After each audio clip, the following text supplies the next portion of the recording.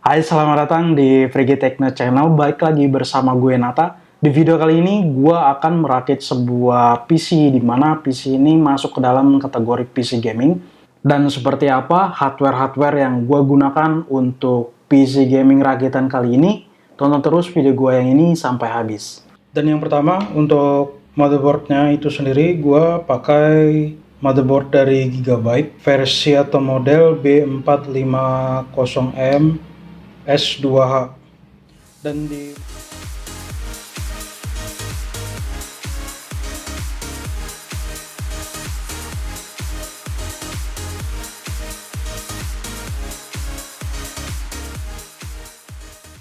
Oke, dan ini untuk port-port yang tersedia ya. Untuk port PS2-nya, untuk mouse yang model lama ini masih tersedia ya di sini. Mouse untuk keyboard, kemudian juga port VGA juga masih ada tersedia. Kemudian di sini ada DVI-D atau DVI 24+1 untuk jumlah portnya, dan kemudian juga ada port HDMI, kemudian ini ada 6 untuk port USB-nya, kemudian ini input output untuk audio, dan yang atas ini untuk LAN card-nya ya, kalau teman-teman untuk koneksi internetnya itu pakai kabel. Dan kemudian untuk yang perangkat yang kedua, untuk prosesornya sendiri ini langsung sekalian mau gue pasangin. Di sini menggunakan prosesor AMD, ini Ryzen 5 versi modelnya 3600.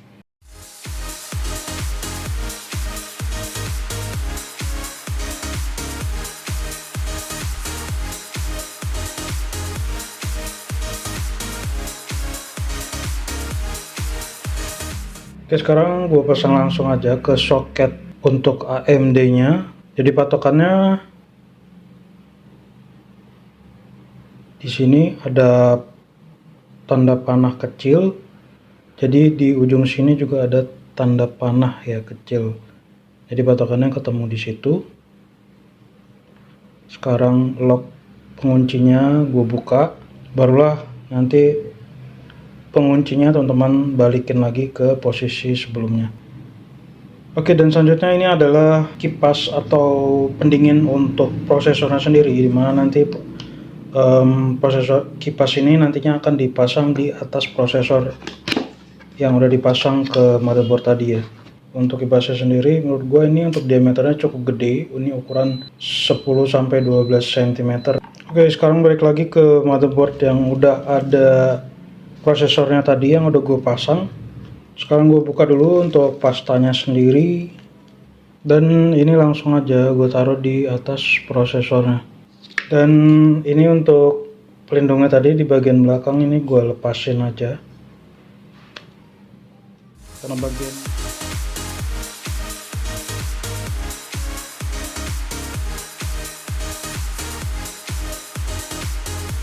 dan di sini locknya itu ada dua, di sini di sebelah kiri dan kanan ya. Kemudian juga untuk powernya ini gue tinggal colokin di bagian sini yang udah ada tulisannya untuk keterangan CPU fan-nya, CPU fan-nya. Sekarang gue lanjut lagi ke tahap selanjutnya.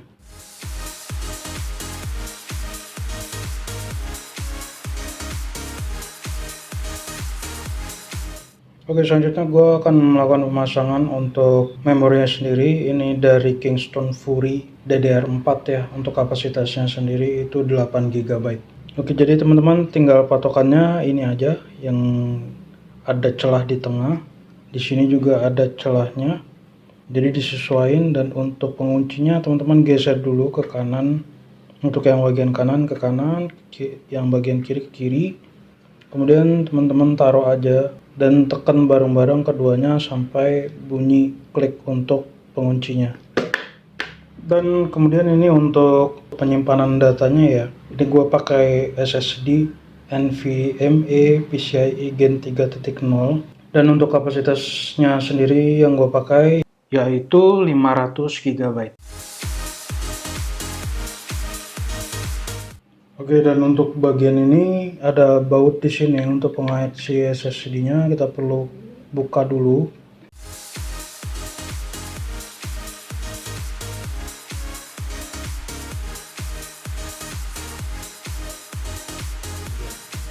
Oke, selanjutnya gua akan unboxing dulu untuk VGA yang akan gue pakai. Gua menggunakan GTX 1650 untuk versinya itu low profile design ya. Untuk kapasitasnya sendiri itu 4 GB.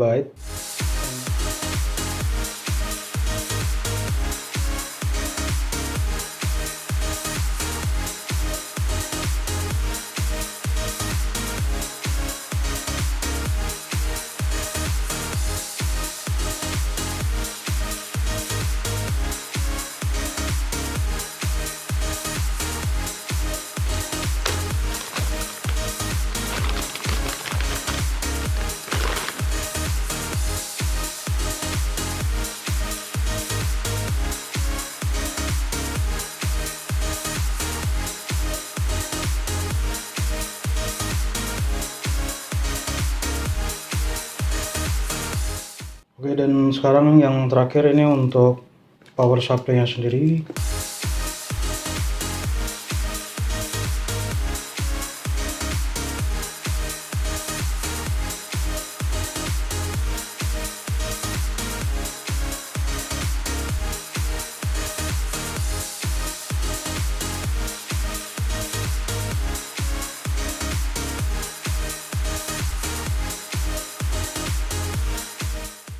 Dan kemudian tambahan satu lagi untuk wireless LAN card. Di sini tujuannya biar nanti gue mudah untuk koneksi internet ya, jadi nggak perlu narik kabel. Dan kemudian untuk casingnya sendiri, ini gue pakai pilih untuk ukuran yang cukup besar dengan sirkulasinya itu cukup luas ya. Dan kemudian untuk di bagian dalam itu ada baut yang udah terpasang default ya. Tapi nanti dipakai itu yang 4 sesuai dengan tunjuk panah. Kemudian ada 4 lagi itu tambahan baut yang tersedia, itu nanti akan bisa dikondisiin dengan jenis motherboard yang akan dipasang nantinya. Kemudian di bagian bawah kiri itu dekat audio port itu ada 2 buah lubang nantinya yang bisa kita pakai untuk memasang baut. Kemudian di bagian bawah kanan dekat USB 3.0 juga ada 2. Dan kemudian yang di kiri atas juga ada 1 lubang untuk portnya. Dan yang terakhir itu di bagian atas sebelah kanan juga ada 1 lubang baut.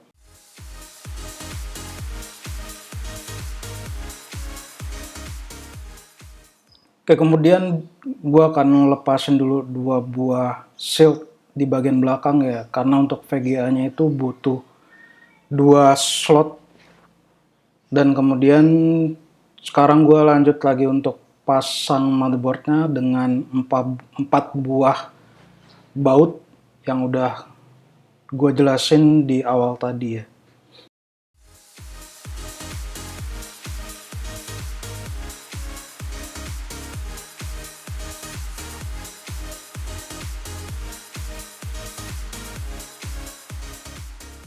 Oke, kemudian di bagian belakang ini udah ada 3 slot yang udah terbuka. Dan untuk tahap pertama itu pasang terlebih dahulu untuk wireless LAN cardnya ya. Untuk ukuran soketnya cukup kecil dan patokannya seperti biasa itu ada celah di bagian tengah dan tinggal diposisiin aja sesuai dengan celah tersebut.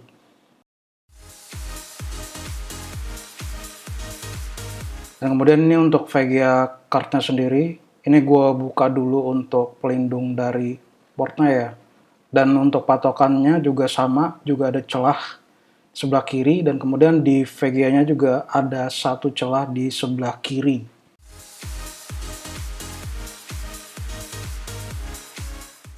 Jadi tinggal ditempel aja, kemudian ditekan secara perlahan sampai posisinya masuk ke soket yang udah disediain. Oke, kemudian sekarang dua-duanya udah terpasang. Agar posisi dari wireless LAN card dan VGA cardnya itu nggak goyang, itu kita perlu pasang 3 buah baut ya, sesuai yang ditunjukin di panah. Dan setelah baut terpasang, Sekarang kita buka untuk casing di bagian samping untuk pemasangan power supply-nya. Oke, perhatikan untuk arah kipasnya itu di bagian bawah ya, sudah ada disediain dari casing bawaannya, jadi arah kipas di bawah. Kemudian pasang 4 buah baut.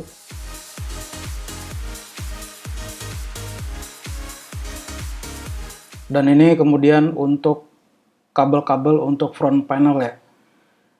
Seperti ini yang warna biru, ini untuk USB 3.0. Kemudian yang warna hitam ini ada USB 2.0.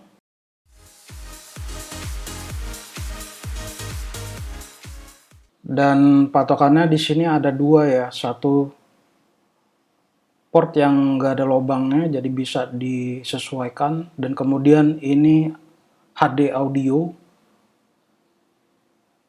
dan di sini juga ada satu yang nggak ada lubangnya ya untuk portnya. Kemudian selanjutnya LED power, ini untuk kutub positif dan kutub negatifnya ya disesuaikan dengan petunjuk yang sudah ada di motherboard juga. Dan ini contoh untuk LED yang udah terkoneksi. Dan kemudian lanjut ke HDD LED plus minus, dan posisinya juga bisa disesuaikan dengan petunjuk di motherboardnya. Dan ini posisi yang udah terpasang. Selanjutnya adalah power S-way, kemudian ada kutub positif dan negatifnya juga disesuaikan dengan petunjuk. Dan kalau nggak ada tulisan tandanya, kita bisa lihat di bagian belakang ada tanda panah ya. Itu menandakan untuk kutub positifnya. Kemudian untuk reset S-way juga bisa disesuaikan dengan posisinya ya, ini terbalik dan positifnya itu di sebelah kanan. Dan ini hasil untuk port yang udah dikoneksikan. Dan kemudian ini hasil keseluruhan yang udah dikoneksikan.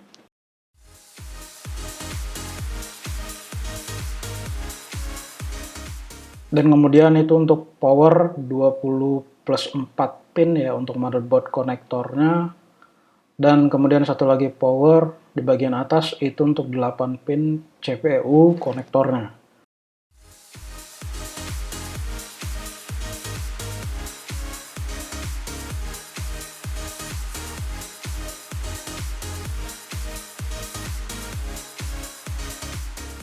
Dan kemudian ini untuk kipas yang akan dipasang, dan di sini sudah ada dua buah tanda panah. Satu tanda panah untuk aliran angin dan satu lagi untuk arah perputaran dari kipasnya sendiri. Dan kemudian ini gue buka dulu untuk bagian depannya. Untuk pemasangan 3 buah kipas yang arah aliran anginnya itu semua ke dalam ya. Jadi dia mengambil udara dari luar dan dimasukkan ke dalam. Dan ini untuk konektor dari power supply-nya ada 4 pin Molex power connector, dan kemudian ini untuk konektor dari kipasnya sendiri itu 2 pin female, dan arah sebaliknya juga ada 2 pin male.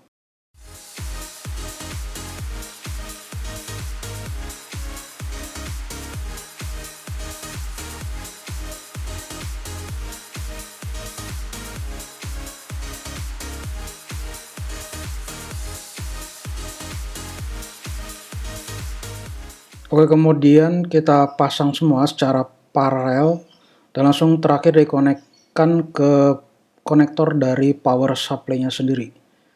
Dan kemudian kita lakukan perapian kabel dan pastikan di proses ini nggak ada kabel yang terjepit atau terhimpit ya. Kemudian kita pasang lagi untuk cover bagian depan. Ini kita pasang tanpa baut karena dia udah ada magnetnya. Dan kemudian lanjut lagi ke pemasangan 2 buah kipas di bagian atas ya. Jadi ini tujuannya untuk mengambil udara panas di dalam dan dia nanti akan mengeluarkannya. Dan kemudian terakhir di bagian belakang juga aliran udaranya keluar, jadi dia akan mengantarkan udara panas dari dalam ke luar CPU. Dan kemudian lanjut lagi ke pemasangan konektor dari 3 buah kipas ya. ke konektor power supply-nya, kita pasang langsung secara paralel. Dan setelah itu kita tutup untuk casing bagian sampingnya dan pastikan pada bagian ini untuk memastikan nggak ada kabel yang terimpit. Dan kemudian kita pasang 2 buah baut di bagian belakang. Selanjutnya pemasangan 2 buah antena ya untuk wireless LAN cardnya sendiri, dan ini gua udah coba. Ini udah plug and play, jadi kita nggak perlu melakukan instalasi driver untuk bisa pakai koneksi internetnya. Dan kemudian kita pasang cover di bagian atas, dan yang terakhir pasang penutup di bagian samping kanan ya. Dan ini untuk bahannya full dari kaca, jadi diperhatikan untuk berhati-hati saat memasang atau melepaskan cover tersebut. Dan ini hasil akhir. Pada video selanjutnya itu gue akan melakukan proses instalasi Windows 10 di PC gaming ini. Dan sekian video dari gue, sampai jumpa di video gue selanjutnya.